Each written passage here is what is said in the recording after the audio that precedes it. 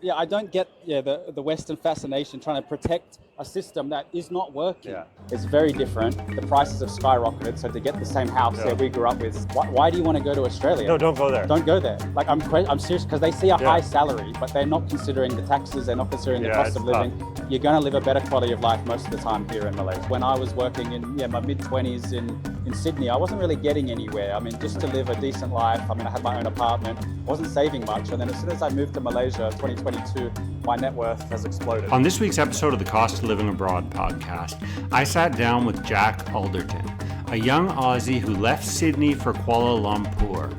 He revealed to me some of his biggest fears before he moved to Malaysia from Australia, why he thinks the healthcare system is crumbling back home and taxes and inflation are killing the quality of life in Australia, and stick around to the end because he reveals to us how and why his net worth absolutely exploded after he made the move to Southeast Asia. But before we get into it, I just want to thank this week's sponsor, Safety Wing Nomad Insurance. That was something I worried about. When I was moving here, I was worried about safety. I thought, am I going to be a target? Am I going to stand out? People are drunk, are violent. I was assaulted in Australia, in Sydney, in the middle of the day, which is crazy. It's like I had all these paranoia. So I'm in that position now where if you're earning, $1,000, $2,000 online, I can get by just fine. So it doesn't justify working hard, slaving away. What are you doing it for? So people are a little bit skeptical about, they think, actually get turned away by it being too cheap.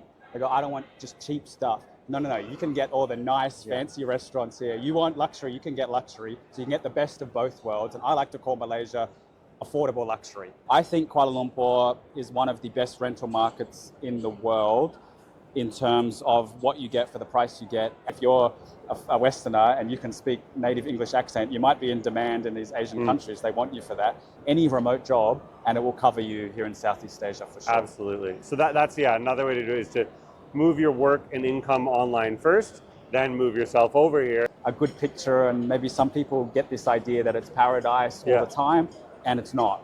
I'm sure you've had some negative experiences. So what's your biggest struggle in Kuala Lumpur? So the biggest struggle in Kuala Lumpur. Hey Jack. G'day, hey Evan. I'm Evan, nice to meet you. You too. So glad to have you on the Cost of Living Abroad pod. Thank you for having me. So obviously I found your YouTube channel, but why don't you tell the people listening a little bit about who you are, what you do? Sure, my name's Jack Alderton. I moved from Sydney to Kuala Lumpur, Malaysia a bit over 3 years ago. I'm working here, so I work a corporate job, and I've also started a YouTube channel, which I'm looking to take full-time as well, because I love helping you guys. I love talking to other YouTubers. I love talking about life in Southeast Asia and, getting energy from people who are looking to do the same thing as we've done. I think so many people listening are people like back home, whether that's like America, Canada, Australia, and they see the kind of lives that we have. They see the costs, and they think like, how can I do it? But that's the main thing. It's the cost of living is the main reason why people want to leave these legacy brand Western countries. You're right. A lot of the Western countries, Canada, US, UK, Australia, they all have a lot of the similar issues, and you see a lot of the same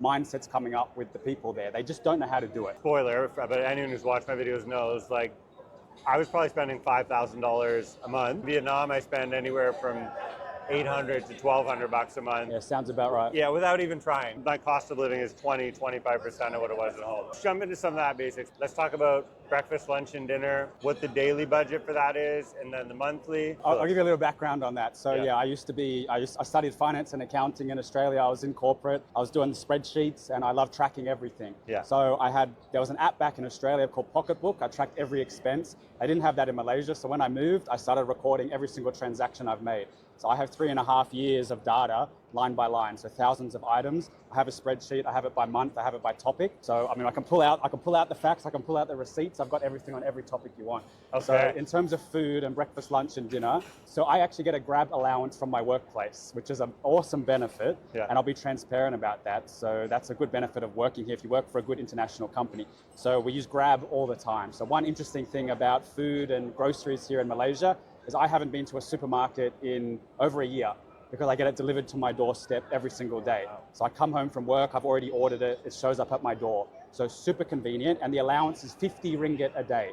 So that's about $15 a bit less than that. Yeah, I think the ringgit's about like four and a quarter, 4.5 Yeah, or something. so maybe $12, $13. And that pretty much covers everything. Right. So you're eating off 12 or 13 US dollars a day. Basically. So my groceries, I'm mostly carnivore diet. I buy meat, I buy chicken and beef. I buy the Aussie beef, and it's cheaper here than it is in Australia. That's the same in Vietnam. Which is quite unbelievable how that works. But yeah, that's pretty much what I do. And then I'll go out, I like to enjoy myself. I go out, obviously that costs a bit more. So if you go to a nice restaurant, it's going to cost probably similar, 50, 60 ringgit per person. So you go somewhere nice, a meal for two is probably 120, 130 ringgit. So that's like a date night That's a date night. That's a night. nice dinner. If you go somewhere cheap, somewhere local, much cheaper. So you're getting a meal for 20 ringgit max, $5 US. Came in last night with my family.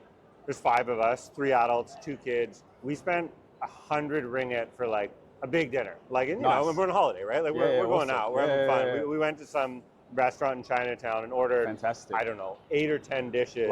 Love it. And it was, total cost was about under $25 US. Amazing. Yeah, there's a massive range here. So that's another thing that people are a little bit skeptical about. They think, actually get turned away by it being too cheap.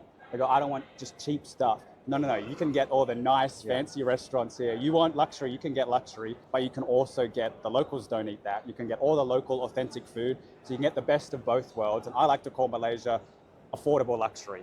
Yeah, it is. And it is affordable. That's what luxury. it is. It's the developmental step up between Vietnam and Malaysia is really clear. I think so. In Kuala Lumpur. So here specifically, I'm talking about Kuala Lumpur. Right now we're in Pavilion, Bukit Bintang, the center of the city. And this is a touristy area as well. So prices will be a bit higher. But if you go a bit out, if you go into the other areas, especially out of Kuala Lumpur, it's going to be even cheaper, up to half the price. What's the total monthly 30-day food spend or food cost? Off my head, about 1,000 ringgit. So I'm eating out sometimes, I'm ordering the groceries and I get the grab allowance. So I would allow up to 1,500 ringgit a month to cover all your food and groceries. But I eat well, like I buy organic stuff, I buy the premium stuff. If you want to eat the rice, the chicken rice and the cheap stuff, you could probably eat for 500 or 600 ringgit a month. Yeah, so like low end $150, high end $250 to $350. That sounds about right. Yeah, so it's up to you to choose your lifestyle. It is, and I really don't know Malaysia well. I've been to KL for, I think, 72 hours of my life before yesterday. It's striking to me how developed, beautiful, and quite clean the city is. There's similarities to somewhere like Bangkok. I'm not Singapore, but to Bangkok, but clearly a lot less dense.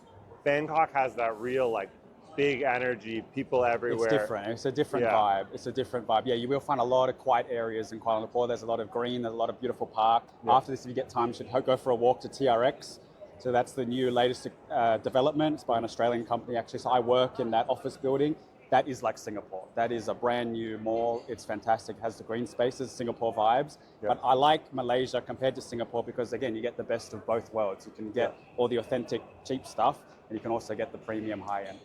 Yeah, it feels also more laid back than Singapore or Bangkok, right? Oh, it is. It's definitely more laid back. So if we want to compare to other Southeast Asian countries, I love Singapore. I absolutely love Singapore, but it's very expensive and you're paying Western prices. So I'd love to go there for a holiday, but if you want to live sort of longer term, you're going to get more out of life in Malaysia. Okay, let's jump into next category. So I think of this as sort of monthly subscriptions. Got a subscription category as well for digital subscriptions. Yeah. I just restarted my Netflix. I've been hustling, so I haven't been watching Netflix, but I just restarted it. That's 30 ringgit a month. So, 10 Aussie dollars in my head, so less than that in US dollars. Yeah. Netflix is roughly the same price around the world, I think, but... Yeah, it goes, I think it's like $7 to $10. It's slightly cheaper here. I also pay the Google Drive, the Google One subscription. Yep. So it comes to 100 ringgit a month for all my subscriptions. Total for digital subscriptions. The gym is covered by my workplace, so that's another benefit. But I have looked into the prices, if I was to pay for it myself. It's actually not that cheap. Gyms are a bit more expensive here. You're going to pay a few hundred ringgit a month, but you do get good gyms. You do get good facilities. And if you go to a local gym, the hardcore local, and you just want to pay for a one-off entry, you can do that from 5 to 10 ringgit. So if you go to a local authentic place, super cheap. But if you want a big chain, like Anytime Fitness or one of those, it's a few hundred ringgit a month. Okay. But for me, it's zero. Another recurring thing, maybe we'll get into it with the rent and utilities, but paying electricity, the bills like that, there's a few hundred ringgit a month as well. Depends what building you're in. Some are more expensive than others if it's corporate rate or residential rate, because buildings are categorized as one or the other. But if you're in a residential place, you're going to be paying about half the price as corporate. Yeah, it works out about maybe $50 a month maximum, and that's including, that's internet and electricity. So internet's another really important one. Internet, I'm paying 126 ringgit a month for high-speed internet, 300 megabits per second. So the internet is fantastic in Kuala Lumpur as well. Okay. So in Australia, you'll be paying about $70, which is about 250 ringgit for shithouse internet. And then in Kuala Lumpur, you're getting much higher speeds for about half the price. Probably a third of that in Vietnam. Wow. It's about $10 a month. Seriously? It's incredibly cheap. The thing about Vietnam is if you're in the right place, the internet's fantastic.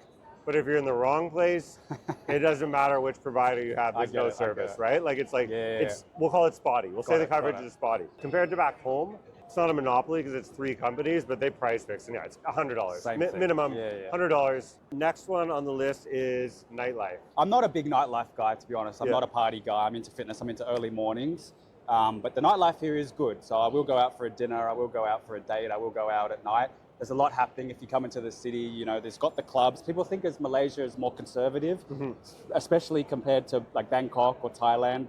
That's something if we want to talk about the differences between the two countries, it's mostly going to be the culture. I think Malaysia is more family oriented and more conservative, which is a good and a bad thing. So obviously it's good for families and good for more mature people, to be honest. But if you're a young person, you want to go partying, then you're going to go to the Bali, you're going to go to the Thailand, maybe even Vietnam. But yeah, Malaysia does have it. It's just going to be more Chinese oriented because, Muslims, they don't drink and party. So you're going to find different places. I mean, one of the cultures here is the mamaks, the Indian Muslim nasi kandar. So that's a good place where people hang out at night for cheap food. So that's a good hangout spot. Lapak, I think they call it in Malay. Like there's all bars and clubs everywhere. Yeah, I walked down some pub street last night and kind of a mini version of what you get in Thailand or Vietnam. A lot of expat guys, a lot of freelance women clearly working. So I tend to avoid those places. Yeah, we didn't stop. So, but yeah, Changkat is the main street where Western foreigners will go. That's the pub street. Yeah. And then Jalan Alor is like the tourist food street, which obviously you went to. So you have to hit those two places. But I wouldn't say they're the local experience. Like locals don't go there. It's a foreign thing. Yeah, and that's when we were walking. So we enjoyed the food street is what it is, a night market and great prices, great food. And then we kind of turned that. I was strolling with my wife. The kids were back with the sitter, and we were kind of like, oh, okay, so there's this here. Yeah. This isn't for us, but it's that whatever sexpat, single guy, businessman on vacation vibe. Yeah. That does exist here. People think that doesn't exist. Yeah, exactly. It does. It does exist. You just have to know where to go and what to find. And I'll also point out, people put this in my comments, they're foreigners working there as well. They're not local women. Correct. 100%. Visually. Visually noticeable. Okay, good. Yeah, visually noticeable. Everyone in the district seemed to be a foreigner or an expat too. They're expats too, right? That's 100%. Yeah, 100%. They're expatriates. They did not look like local Malay or Indo people. Yeah, that's right. I met up with another vlogger from the UK, so I've met some other guys here. We got some beer. So alcohol is more expensive in Malaysia. Yes. Which, again, good and bad, so there's less of that sort of massive drinking culture here, which I much prefer compared to like Australian nightlife. It's just people getting drunk and violent on the street in the middle of the night, which makes it unsafe. Whereas here, it's super wholesome. I've gone out at midnight, rarely, but when I go out at midnight, I feel completely safe. I'm not worried about a thing. So a beer is probably up to 30 ringgit for a pint, far more expensive than Thailand or Vietnam. But you can get it a bit cheaper. I mean, if you go to the 7-Elevens, and I like that they have alcohol in the convenience stores. That's the thing. You can drink in the street. I mean, it's pretty free here. That's another thing as well. People think it's very conservative, and it's not. You can push it a little bit. I've never got in trouble once. I'm pretty easygoing. So the nightlife has been pretty chill for me. Kuala Lumpur is the liberal city. I can't speak for the rest of Malaysia. If you go into the East Coast, more conservative places, do not do that. Be respectful.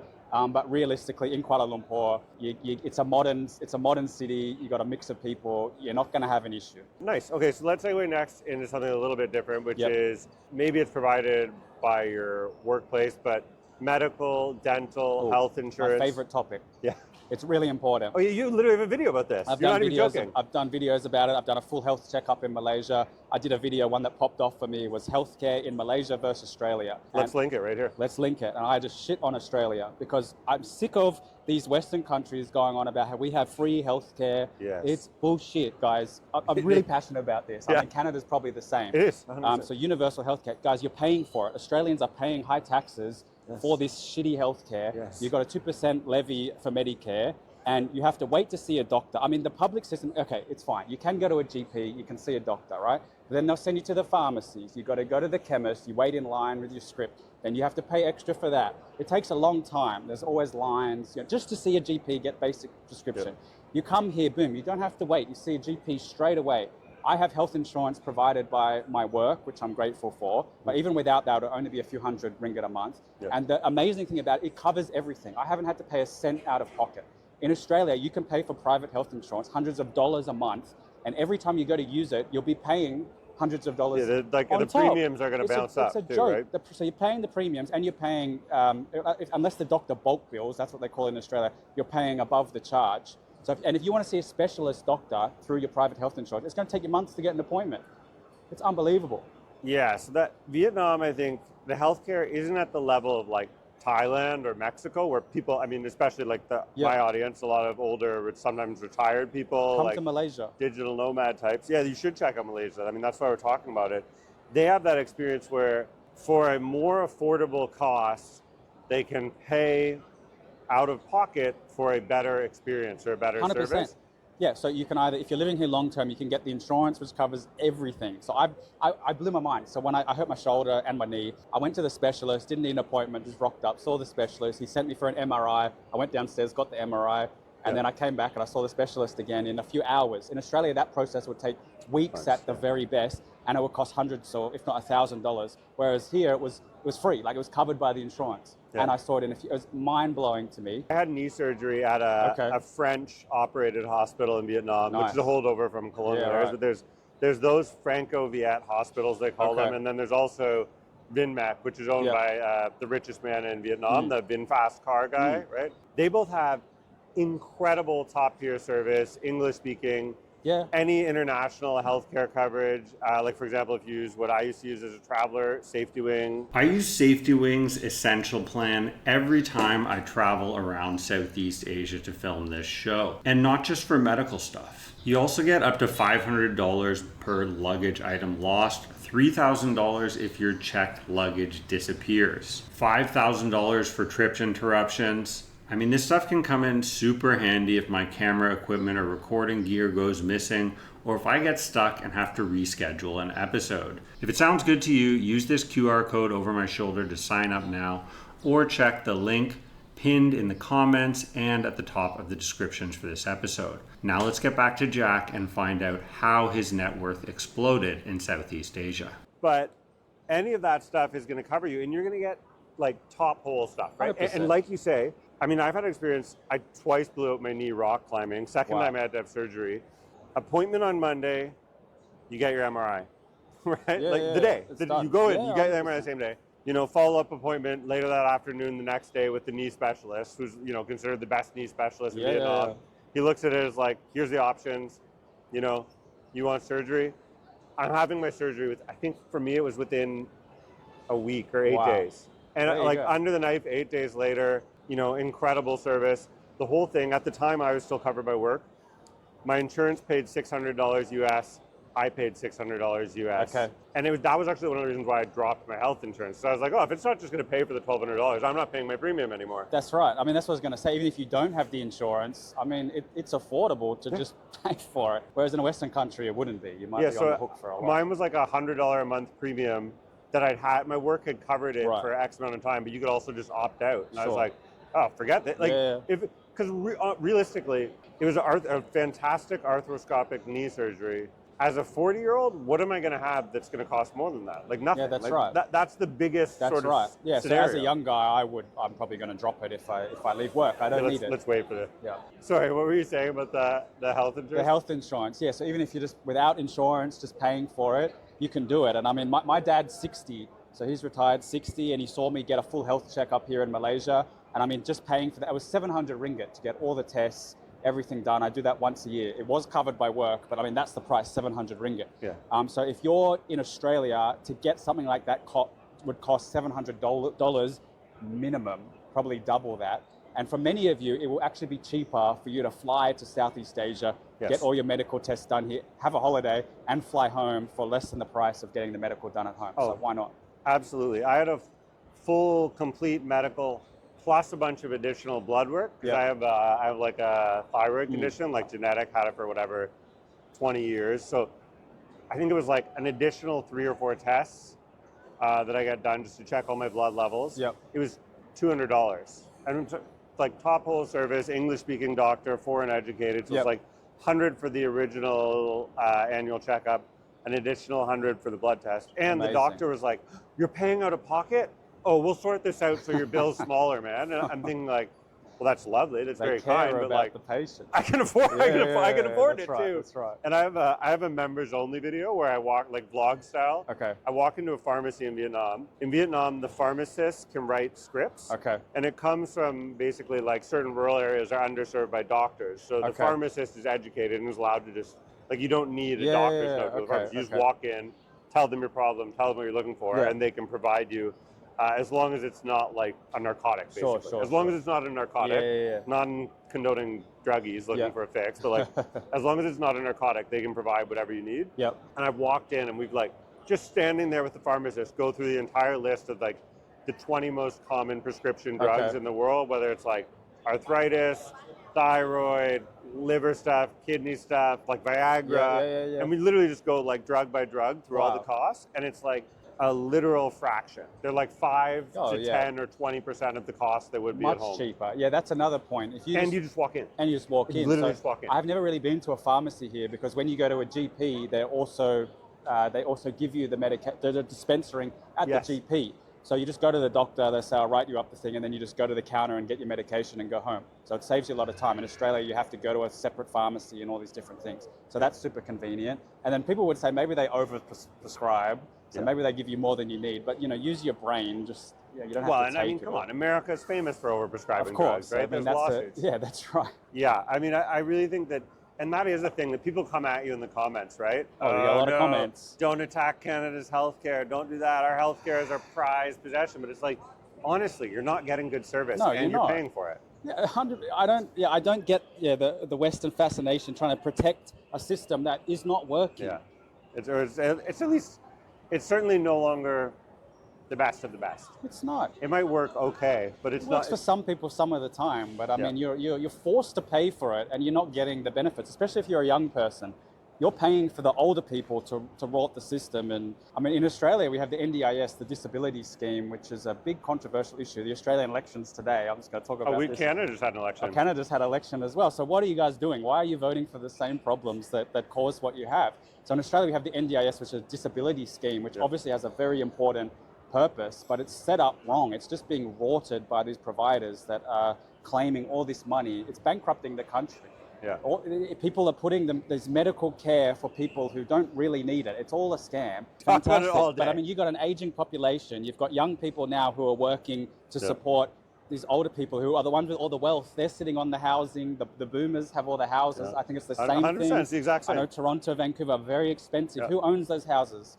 Rich older people. And it's crazy. In Australia, they're still getting the pension. These rich people in $50 million houses can still claim the pension because the house doesn't count as an asset. Yes. And the young people who are struggling to get a job, struggling to pay their rent, are having to pay the taxes to support these people. For sure. So it's a wealth transfer. So these young people are leaving the country. The 100%. Incentive is not to stay. So that's going to collapse. And then who are they replacing the young people with? Foreigners. They're bringing in this immigration on a massive level, which is just driving up the house prices and putting more pressure on the system even more. And it's like the economic aspect of it. It's cyclical, so it's going to get worse, not better, right? The only way it has a fix is if there's a literal crash, like the 2008 crash in America. It's inevitable. We're going to finish with rent and talking about housing and condos in Kuala Lumpur. Okay. Obviously, that's the hot topic, the most interesting aspect. First, we still have to hit transportation, shopping, and then any kind of Southeast Asia travel, which I know you do on your channel. So let's talk about transportation. How do you get around the city? The transportation in Kuala Lumpur is amazing. So we've got the MRT, so the underground metro system, the train, the driverless train. Fantastic, some of the best in the world. If you're on that line, so there's the LRT, which is the above ground train, and the MRT, which is below. So I would recommend if you come to Kuala Lumpur, if you come to Malaysia, stay on the green or the yellow MRT line, going through all the main places, KLCC, it goes all the way down to Putrajaya, which is the government city. But if you're on that line, it is world class and it's super cheap. So I go to and from work on the MRT. It costs 1 ringgit 50 each way. So, God. I mean, What is it's that, an 40 absolute cents or bargain. something? Yeah. I don't even notice it. Oh my God. And then anywhere, so I'm doing that every day. And then if I need to go somewhere else, you can get a Grab. So Grab, I mean, it gets more expensive in peak times, but if you're just going normal, if you time your trip, it's not much at all. I mean, 20 ringgit max. My Grab over here was 16 or 17 ringgit. It was like less than $4. Yeah, not Uber in Australia. Not feasible for the average person to be Ubering everywhere, in my opinion. But you come to somewhere like here, and it's easy going. There is still some, we can talk about this later, some air pollution, some heat issues here, but it is noticeably less than Vietnam. Yeah, and that's I think a good topic. That's the obvious answer, the obvious why, is because there's great public transit Yeah, the here. public transport. Yeah, people ask about the pollution and the topic. I love the weather here. It is a little overcast. That's the only thing I would say. I love having the sun. So when you do get a rare sunny day, it's beautiful. But overall, I love the weather in Kuala Lumpur. It's warm, it's tropical, and it's the same year round. And you get a predictable rain. It rains in the afternoon. I'm sure Vietnam's very similar. You know when it's going to rain. It's not a problem for me. I'm usually at the office. Pollution is noticeably less pollution here than Thailand and Vietnam. Yeah. If you actually look at the data and the statistics, Kuala Lumpur is actually pretty good compared to the other Southeast Asian countries. Do you know what the and we're kind of off topic, but who cares? I think like Bangkok and Hanoi are some of the highest. Ho Chi Minh City, where we left for Da Nang, so we now live in a coastal beach town. People talk about Da Nang's beautiful. It never goes over sort of like 40 AQI. Right. There was some sort of fire recently, and that's a huge part of your budget, right? A huge part of your travel. Yeah. Yeah. So I mean, to look at the overall figure. So I've spoken about it in my videos, but I roughly spend about 9,000 ringgit a month, including about 2,500 for travel. So I travel a fair bit whenever I can. I get a lot of leave from work, and that includes going back to Australia and all those expenses for about a month every year as well. And those are the most expensive flights. If we're looking at travel around Southeast Asia, it's cheap. You've got AirAsia. I mean, I think AirAsia is based here in Kuala Lumpur. AirAsia is Kuala Lumpur based. It's a Malaysian company. It's amazing. A flight is like 200 ringgit max. Yeah. It's a bargain. So you're spending only a few $100s maximum on flights. Flying here is amazing. You've also got Scoot via Singapore, obviously Singapore Airlines, Malaysia Airlines. I just got an absolute bargain on Malaysia airline flights to and from China. I'm going to China soon. Oh yeah. So that'll be an interesting Have you been trip. before? I've never been. I've been to Hong Kong and Taiwan, but I've never been to mainland China. So, man. So I'm flying there maybe when this video is up. So I'm excited for that. That's beautiful. The visa costs. So yeah, most places to travel are visa free. I've never really had... What kind of visa are you on Malaysia? Good question. So I'm on the work visa, the EP, which is provided by work. So if you do get something like that, if you're working here, it won't be out of your pocket. Your workplace should cover that. So that hasn't cost me anything.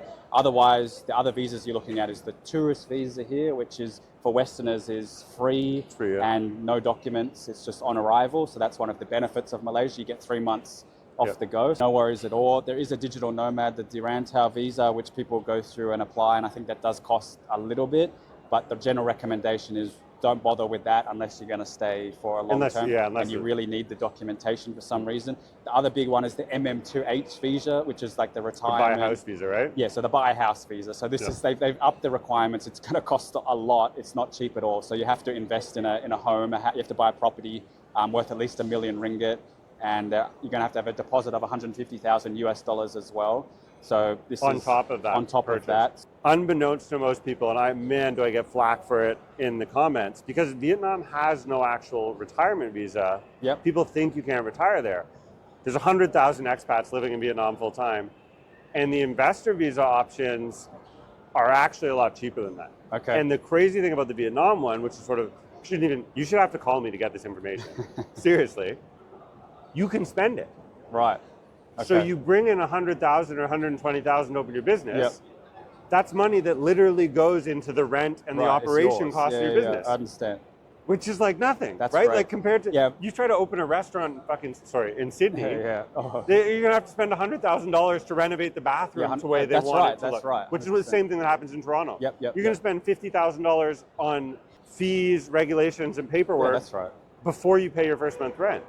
The expensiveness of this investor visa in Vietnam, it's not expensive because you're allowed to use the money I would say in Vietnam. Yeah, if you're looking to do that, I mean, Vietnam I guess it's behind Malaysia in a lot of ways, but that's much more favorable. Yes, it's super business friendly. Business friendly. If you're looking to do that, you're getting in early. I think they'll probably change that in the future, but it's designed that way to attract 100%. People there. That's a good thing. So it's open for business, so right? take advantage of it. Yeah. So what it has happened is it's gone up. Like, I think it was 40,000 Oh, yeah. and then 80,000 and now it's 120,000. Yeah. But like a huge, the actual biggest expat group in Vietnam is Koreans. Okay. And it's all that. I It's noticed like that. young to middle-aged Korean guys. They come over with that amount of money, Yep. which it's 3 billion Vietnamese dong. Okay. They open a business, you know, usually learn a bit of the local language, meet a local wife, and like, that's it. They're good to go, right? Wow. And they're not going anywhere. The point of these visas is like, and that's the point of the system. They don't want someone to come and leave. Okay. You're coming with that amount of money, and then you're in. You're good to go, Yeah. right? And the money's staying in Yeah, Vietnam. yeah, It's that's boosting the good. economy, right? But in terms of the Vietnam, like there's no retirement visa, but people live there they just go in and Well, out. people right? do visa runs, but Yeah. that's, I mean, look, use the consulting link. The visa run thing is a joke. The only reason you would do that is if sorry, you can come at me in the comments, you're broke. Okay. If you're broke, Yeah, fine, okay. but if you're broke, you shouldn't be retiring in Southeast Okay. Asia. Okay. Or if you're wintering, Okay. because it's 90-day visa runs. Yep. So if you do 6 months a year in Vietnam, you only have to do one visa run. Okay, and if that's your situation, then it's perfect, right? You show up, your first 90 days, 25, Yeah, that's right. literally $25, which Yeah, is, yeah, what yeah. is that, 100 ringgit? Yeah, that's right. $25 for your first 90 visa. Yeah, yeah, yeah. 90 days in, you take a weekend in Bangkok, Yeah, in yeah. Kuala Lumpur, Yeah, yeah. wherever, costs $100, you have a little vacation, do Yeah, some yeah. shopping, you go back, another $25 visa. Yeah. Right? So if you're in a temporary 3 to 6 months position, absolutely, you need nothing. It's easy as pie to Yeah, retire. because that's what a lot of my guys are looking at. I mean, if you're just wanting to travel around, you can base yourself Yeah. in Vietnam, you can base yourself in Kuala Lumpur, and then travel to these other places as well, which is probably what I'm going to look at doing. But if you want to settle permanently or for a long time in one place, then you will need to look at maybe these other Well, and visas. then and if you're permanent, you should have the money to invest in a business, invest in a house. In Vietnam, you're never going to own anything other than a unit, right? Similar here, And yeah, there's yeah. a quota on the buildings so that only 30% of units can be owned by foreigners, Right. which means those 70% allocated to Vietnamese Got it. are cheaper Yeah, sure. because there's Okay. double the supply, Yeah, right? yeah. So the 30% more, there is a sort of a foreigner tax or Got it. levy, right? Whereas it's like maybe the foreigner type unit in the building is going to sell for 200,000, Yeah. still incredibly affordable. Yeah, yeah. But the locals are going to be able to buy a similar unit for 130,000. That makes sense. So here there is no limit on you can buy anywhere, but since there's a 1 million ringgit minimum price for foreign purchase in Kuala Lumpur, it's probably they're going to push it up to that price so it meets the minimum. A little bit more costly to enter this market. Guys, it depends what you want. I mean, it does. a lot of people are going to be more favorable in Malaysia. It's a Commonwealth country. Most people here speak English. Yes. So a lot of people are going to find that more favorable for business. I know a lot of people will find it overwhelming to go to Vietnam. It seems like a completely different culture and place. So it's not for everyone. You know more about that than me. But if you're looking for, as they call it, Southeast Asia on easy mode, that's what Malaysia is. Yeah. You can come here, settle in, no worries, speak English. A lot of my audience too, a lot of them, the Americans, think about the Philippines as being that. Yeah, And I think for a certain kind of guy or woman, a retiree, older person, Malaysia's probably a better option than the Philippines. I think it's definitely a better the option. Philippines is hectic. I've been to Manila, which doesn't represent the whole country, Yeah. but dude, I'm not going back. It's Yeah, mental. I mean, just the transport, you can't get a Grab. Like, if it's too difficult, there's no public transport. Yeah. If you compare Kuala Lumpur to Manila, I don't think anyone would be picking Manila, in my honest opinion.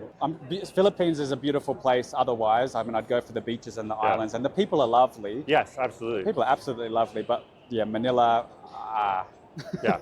Filipinos are lovely, but you're probably not going to pick there. Okay, so let's cap off the budget, monthly expenses breakdown with basically what we've just been talking about, what everybody really wants to know. What kind of place do you get? How much do you cost? What's the rent in Kuala Lumpur, Sure, so I Malaysia? just looked for a new apartment. I just moved into a new condo, so that means a new condo tour is coming. Those are the ones that pop off on my channel. You guys love it. I think Kuala Lumpur is one of the best rental markets in the world in terms of what you get for the price you get and the location that you're in. Yeah, I think Kuala Lumpur is one of the best property markets in the world, certainly one of the best rental markets in terms of what you get for the condo and the location and the infrastructure around it. So my lease I just signed, 12-month lease, is 3,000 ringgit a month, which might seem expensive, but I've got a 2-bedroom, 2-bathroom, brand new building right in the center of the city, right next to the train station, which is on that MRT line, one stop away from TRX where I work. It's the premium location right opposite a shopping center. I've got everything at my doorstep. You can't beat it, I'm telling you. I've looked at all different places. So you're looking at between 2 and 4,000 ringgit a month for a banger place. Which is under like what, 450 USD, under 500 From under 500 USD up to 700 USD. So I've always rented within that price range, about 3,000 ringgit a month. The first place I rented was Aria Luxury Residences, which is right on the Embassy Street, or the embassy, opposite the US Embassy actually. So that was 3,200 ringgit a month. I believe about 700 US dollars a month. 3,200 is 751, yeah. 751. I mean, the exchange rate has changed a little bit since then. And then I moved into a 2-bedroom, 2-bath near Kampung Baru called Sedia Sky with the beautiful infinity pool, everything also right on the MRT line. That's what you're paying for. If you go further out, it can be up to half the price. But I recommend you stay on the MRT line just for ease of use. So those are approximately the prices, around 3,000 ringgit for a 2-bedroom, 2-bath. You can get a studio, if you just want a studio by yourself, I mean, way cheaper, from 250, 300 US dollars. Yeah. No problem. So that 300 to maybe 700. There's a massive range. There's an oversupply of apartments here. You have so much choice. I mean, I've only looked at, I have my criteria. I need a pool, it needs to have a gym. This time it needs to have 2-bedroom, 2-bath. It needs to be on the MRT station. But if you can sacrifice those things, if you want a bigger place, you want a 3-4 bedroom duplex, further out, like in a bit of an older place, or just further out, not near the MRT line. If you want to drive, one of my favorite places in Kuala Lumpur is Desert Park City. It's like a dog park area. A lot of expats live there. It's about 20 minutes away from the city, but you're getting fantastic greenery. That's suburban, 100% up there. The only reason I'm around the city centre is because I work here. If I wasn't stuck here for work, I would probably move somewhere like that. You know, my wife and I are always thinking about, will we move somewhere else when the kids are a bit older? Because education, for quality education in Vietnam, is extremely unaffordable. And I mean, that's my industry. I was a teacher for 17 years. More than me, I ran a department at an international school in Vietnam. I know this. Because the private education there it's not for the 1%, it's for like the 0.0001%. There's great education, public, there's good bilingual education. But for like top tier, you know, you're like international baccalaureate type curriculum, talking 20 to 30,000 USD a year per child. It's exactly what you pay in Singapore and Hong Kong. And Singapore and Hong Kong have very different economies than Vietnam, right? Wow, that's more than I thought. We look at places like Malaysia for that exact There's a reason. lot of international schools here, and I spoke to a family who are living in Penang. So they're paying about 2,000 ringgit a month for a beachside, beautiful condo. So that's a different perspective as well. Penang is a bit cheaper than Kuala Lumpur. They're homeschooling their kids, which I thought was very interesting. People do that in Da Nang. Yeah, right. And they're loving it. They think they've got a good online curriculum, and they're loving it. But there are a lot of options. There's an Australian international school here, which I want to do a video with them as well to promote that. Because I'm sure you're getting better quality education here at one of these international schools than, you know, a public school back in Australia. I don't think that's cracked up. And the private schools back in Australia are insane. I went to one. I'm lucky for that. But now the prices are unbelievable. It's not feasible at all. So. Okay, amazing. Well, let's do it. What's the total number? How much does it cost for Jack? And I mean, you're living good, man. You're living like a king. I'm living good. So this is definitely a luxury lifestyle. That's right. So as I say, guys, I mean, Malaysia can be as cheap and expensive as you want it to be. So I share my real data. I share my experience as a young man who moved here to live a good life. I didn't live a better life. I didn't come here to cheap out and save a lot. Well, I'm saving a lot of money and I'm living a good balanced lifestyle, right? If I want to go, so some months I spend double. Sometimes I go hard. If I'm traveling a lot, you know, I spend up. But if I'm in Malaysia for a month, I'm not doing any travel. Maybe I'm spending 5,000-6,000 ringgit. I would say that's the number. So about $1,400 maximum based in KL, and that's still eating good groceries. Maximum. Someone messaged me on Instagram. They go, "Hey, I'm Jack. I'm Aussie. I'm coming to Malaysia. I have a $5,000 a month budget. What can I get?" I'm like, you don't need to ask me. Don't even worry about it. Like, you're a baller. You will just. Yeah, I mean, you're a baller, and half your money can go back into investments and collect dividends, right? Exactly. But whereas in Australia, $5,000 a month, I mean, you're just getting by. I'm retired because I did what you did. I moved to Vietnam, geo arbitrage, by making basically the same salary I was at home in Vietnam, but I had health insurance, everything. Same thing. A package with absolutely everything. Good. That will cover you. Yeah, so I'm seriously thinking about retiring early as well. Whatever, I'm in that let you go remote, right? Yeah, so I'm in that position now where if you're earning, you know, $1,000, $2,000 online, I can get by just fine. So it doesn't justify working hard, slaving away. What are you doing it for? So when I was working in my mid-20s in Sydney, I wasn't really getting anywhere. I mean, just to live a decent life. I mean, I had my own apartment, wasn't saving much. And then as soon as I moved to Malaysia in 2022, my net worth has exploded. So I'm going to do a video on that. But you should, absolutely. It's a no-brainer. If you can get that opportunity and be in that position, do it. Because you can always go back. That's a great, I've realized my backup plan, I can go back to home to Australia. I can get a good job. I have now international experience overseas. That's only going to get me a better job. It's not a bad backup option. I have a couple friends, and I'm in my 40s, I'm a bit older, but I have a couple of friends, married friends with kids like me, who have sort of done well, succeeded, owned the home that's worth $2 million, $2.5 million. And they have a thing where to them it's like, yeah, we've made it, we're rich. But the weirdest thing about it, with my sort of outside objective perspective, is that it's like, you have the exact same quality of life all of us used to have. That's right. That's true. But now you think of yourself as being rich or like a smaller percentage of the population, but they literally live in the exact same houses, in the exact same neighborhood that I grew up in. Exact same scenario in Australia. People who live on literally the street I grew up on when I was a kid, where my parents had a house that was like $300,000. Their house is now $2.5 or $3 million. And they're like, I'm rich, I made it. I am a high-powered lawyer. My wife and I both work in finance, whatever. We started a really successful business. We're millionaires. And I'm like, bro, you have the exact same quality of life that my lower middle-class parents had. That's a good way to put it. The suburb I grew up with, it's gotten worse. I mean, because now they've put up all these apartments. Castle Hill, if you know, northwest Sydney, Hills District. So it used to be a nice family area. Now it's just got pumped with immigration. So it's an Indian area now, which is not bad. I'm not going into that, but it's different. It's very different. The prices have skyrocketed. So to get the same house that we grew up with, exact same scenario, but now it's also more congested. It's gotten worse. The services are down.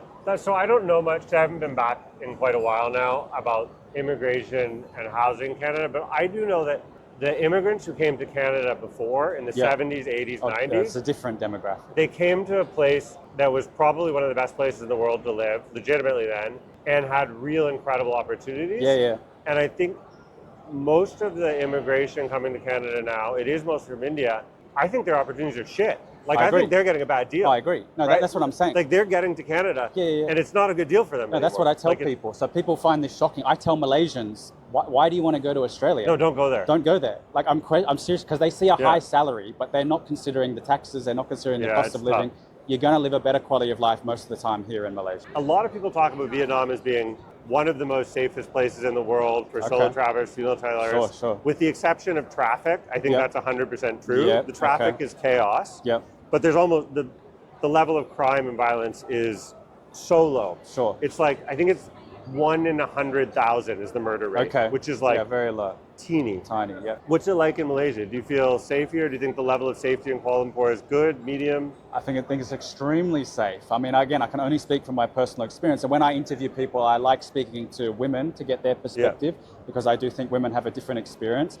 But that was something I worried about. When I was moving here, I was worried about safety. I thought, am I going to be a target? Am I going to stand out? If I'm going to have the designer bag or my stuff? I thought, am I going to get jumped? Like I had all these paranoia. Look, Jack moved to Malaysia for quality of life. He leveled up and went to the easy, affordable luxury.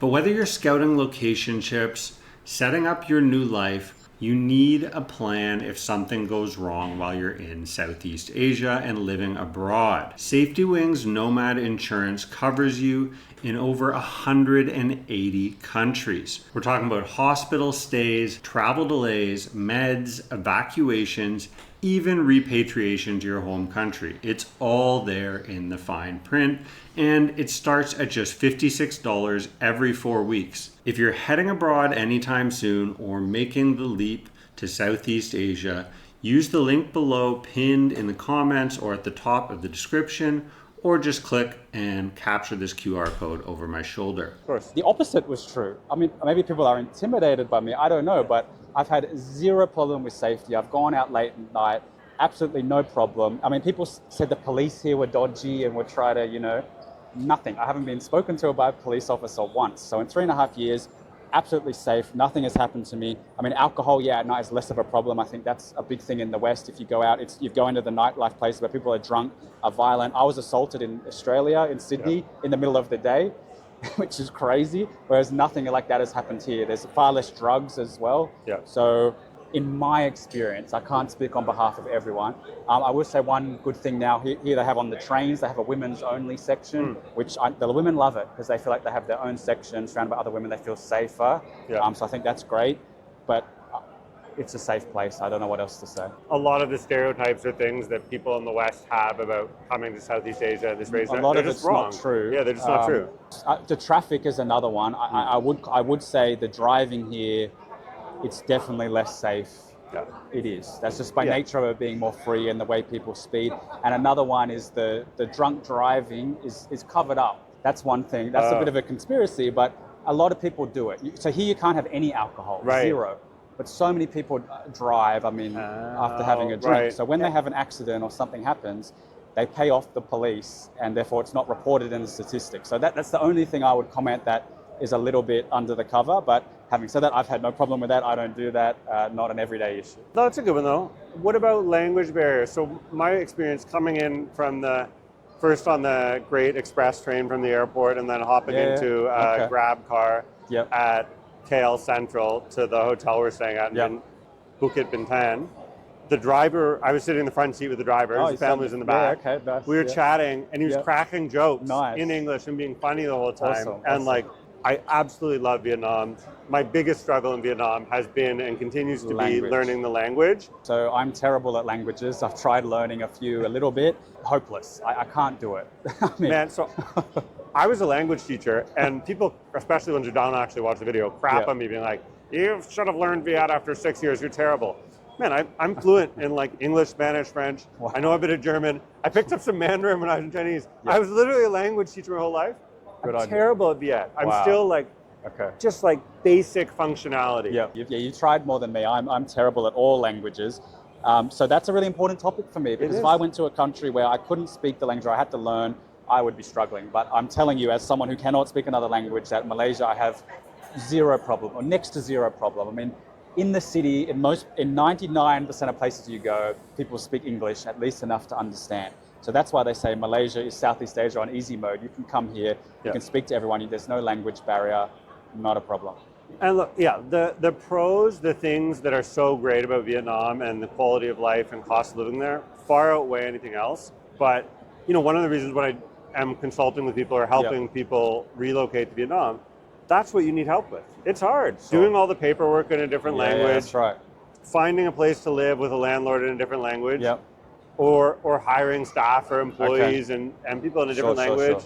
Socializing, that's real. That's a real barrier. And I don't sugarcoat that or lie about that. It's a real barrier, and that's what you do need help with. Yeah, and people say that about Thailand as well. I mean, a lot of guys go to Bali too, and the language. I went there a few months ago. The language, the Bahasa, is much more dominant than English in Malaysia. So in Malaysia, everything can be in English if you want it to be. So honestly, no struggle. How do you meet people here? How do you socialize? How do you find friends? Dating, etc. Yeah, interesting topic and something I've covered more on my channel. I've had my low moments here where I have felt lonely, which is you're going to get in any country when you move and you don't have a family with you. So that's different. I'm a single young man. So when I came to Malaysia, my outlet to meet people was dating. You get excited by the women in Southeast Asia, and I had some crazy experiences probably those first 6 months of moving here.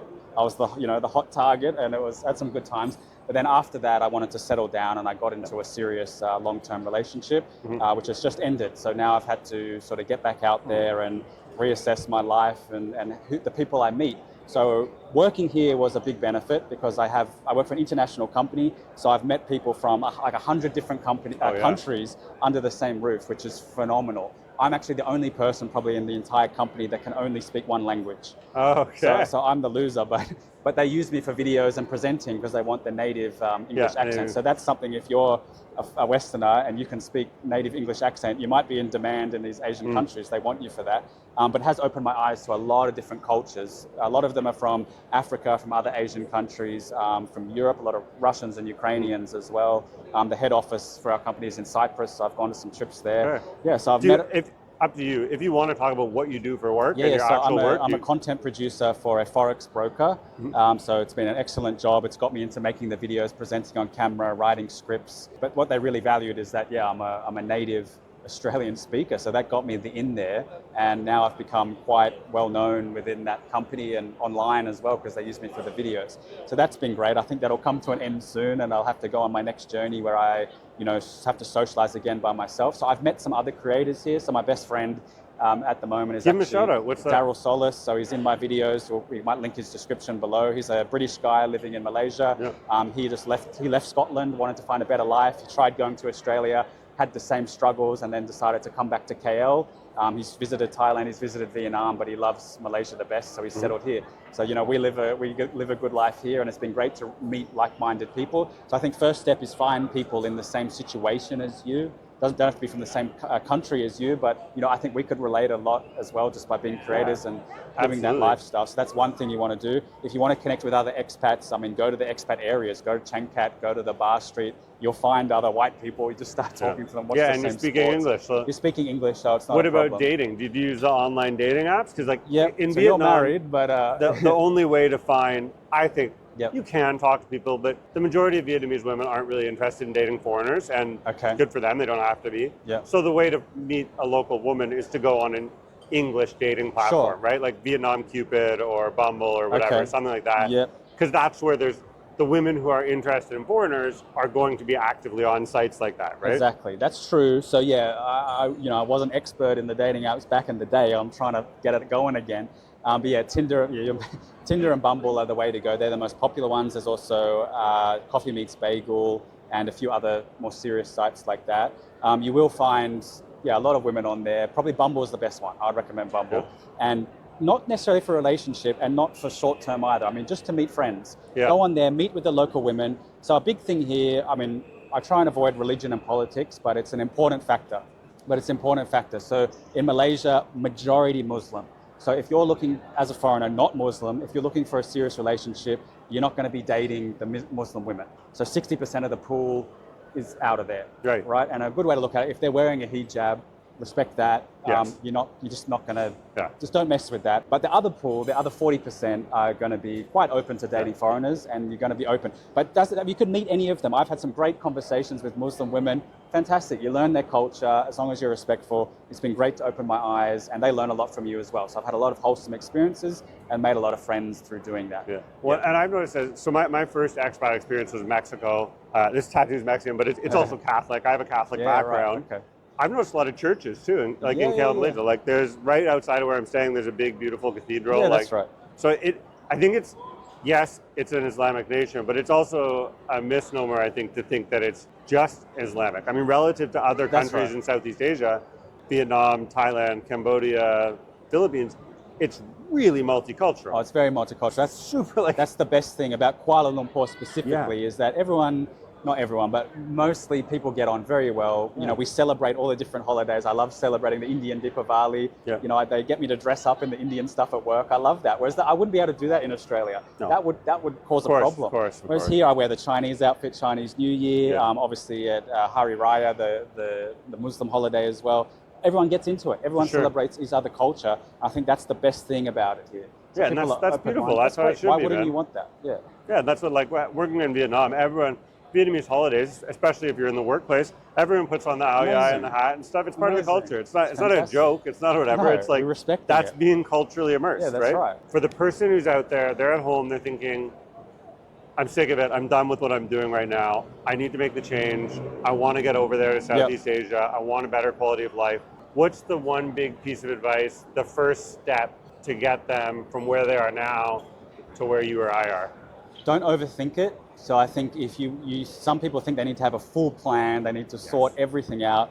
Don't start like that because you're just going to get overwhelmed. Even I'm overwhelmed at looking at all the different options. I would say just start, go on a holiday, book the flight, go there. Seriously, just go there. It's not going to be a problem. Go there for a month, as long as you can. Don't quit your job. Don't make all these drastic things first. Go there, settle in, see what life can be like. And then when you get back, then you need to make a decision. Just do it. You don't have to, some people say sell everything, leave everything behind. You don't have to do that. Why do you have to do that? You can rent out your house. I mean, if you're renting, you can just cancel your leave, go put your stuff in storage, and then just see it as a long holiday. Go travel for a while, try different countries. You don't have to pick one spot. I'm certainly not saying don't come to Malaysia and think you're going to stay here for the rest of your life. Come here, go to Vietnam, go to Thailand, go to Bali, go to Philippines. Why not? Just try it and see what you like. So that would be the first, just do it. Book the flight, commit yourself to actually going there. And you can watch as many videos, you can do as much research as you want, but nothing beats actually having the experience. So one of the things I'm working on, and it's not ready yet, I don't even have a waiting list. I want to run a big scouting trip. Big, like in the sense of like seeing a lot of places.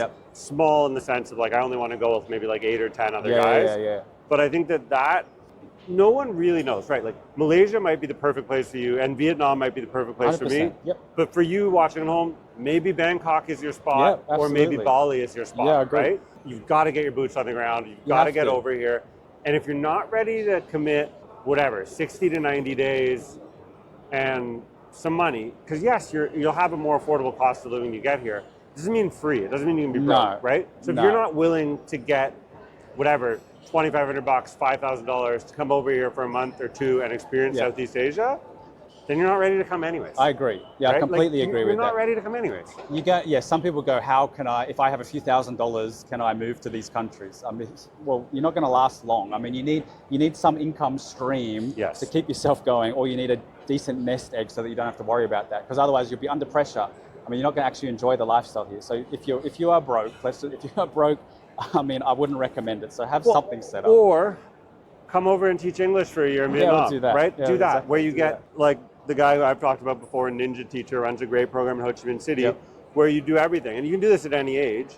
You get TOEFL certified, you get a job, he hooks you up with a job. It's all, you pay him obviously, but it's very cheap. It's like, your plane ticket and a few $1,000 or whatever. And all of a sudden, there it is. Your life's literally changed, well, maybe I'll look at something like that. I jagged a good job here, and you might too. Just get yourself on LinkedIn, put yourself open to recruiters. If you get a good job lined up, well, it's a no-brainer. Then 100% move here. Well, or if you get online first. If you go remote at home, your $20 an hour remote job in Canada or the US might be terrible. But that $20 an hour online over here, fantastic. That's a good point. There's a lot more remote work here, like work. You don't even have to set something up yourself. Just get any remote job and it will cover you here in Southeast Asia for sure. Absolutely. So that's another way to do it is to move your work and income online first, then move yourself over here, and then you can slow travel your way around and find the right spot. I think that's the way to go. Thank you so much for coming on the Cost of Living Abroad pod. It's been absolutely amazing. I like to finish by asking, is there something I didn't ask you that I should have asked you, or I should ask the next guest? Sure. No, I think you covered a lot of it. I would like to, maybe you could ask what are the challenges and the things you don't like about countries. That's something I want to talk about more on my channel as well, because it's easy to paint a good picture, and maybe some people get this idea that it's paradise all the time, and it's not. I'm sure you've had some negative experiences. So what's your biggest struggle in Kuala Lumpur? So the biggest struggle in Kuala Lumpur, probably is loneliness or periods where you just don't connect with people. So if you don't have a family, if you're solo, just don't think that, I mean, I did have good periods with the dating and you're going to go out every night, but you're going to have dry spells. You're going to have nothing going on. You might not relate to the local, the Muslim Malay culture. And a lot of times it might be harder to make friends if they have a different lifestyle or they don't see your vision. So that's probably one of the challenges. If you do get into a relationship or you do get married and it doesn't work out, that's something you have to consider. If you build your life around that and then you lose that, you're going to question, should you stay here? Should you go home? And another thing is, you're never going to be a local. I mean, this is a big difference. You're always a guest. You're always a guest. So this is, a bit more political. But so if immigrants come to Australia, there's a pathway to citizenship. I believe Canada's the same. After a few years, you become a citizen and you're integrated and people will consider you as Australian. Whereas in Malaysia and any of these Southeast Asian countries, you're never going to be a citizen. And it's very difficult to get PR unless you're looking at these long-term visas, and even then you're not a permanent resident. So even though I've worked here for years, I've paid more taxes than most locals have paid in their life, I still get all these comments questioning, what do I contribute to the country? When are you going home? And if you can't handle that, then there's something you have to keep in mind. The interview it'll be up by the time you're watching this, I did with Hal, who he lives in Hanoi. I've never met anyone like him. He first landed in Vietnam in 1991. He hasn't been there permanently for 34 years, but he's been back and forth, and he now is married, wife, kids, family there. He really inspired me to work a little bit harder on language. because he told me, and obviously it doesn't happen overnight. Maybe it takes 5 years, 10 years. But if you really want to be a part of a culture, that's the end ticket and end goal. And I'm working on it. I'm not perfect either, but like that's forgetting paperwork or a citizenship or a visa. If you want Vietnamese people to really treat you like a Vietnamese person, start talking to them in Viet, right? Like communicate to them in their own language. And I know that my 1 year in China, in mainland China, which we can talk more off camera, I felt that. Like, it's like, people say it's so hard to, fit in and to be a part of mainland China. Well, speak Mandarin. That's the answer, right? Makes sense. Yeah. It does make sense. I mean, that's the flip side. So here, you don't need to learn the language because everyone speaks English, but maybe you're not doing yourself a good service by doing that. You should put effort, learn some Malay, at least learn some, Sikit, Boleh can do it. That's all I know. Yeah. And speak some Chinese as well. If you can get around with a little bit, it is going to make a difference. Or, I mean, if you eventually, right, if you do marry and start a family here, that's been, for me, having Vietnamese kids, I want to speak their language, 100%. Right? Good on you. Man, thank you so much for coming on. Thanks so much for watching this week's episode of the Cost of Living Abroad pod, brought to you by Safety Wing Nomad Insurance. You can find more episodes of the pod over my shoulder, or check out thecostoflivingabroad.com right here.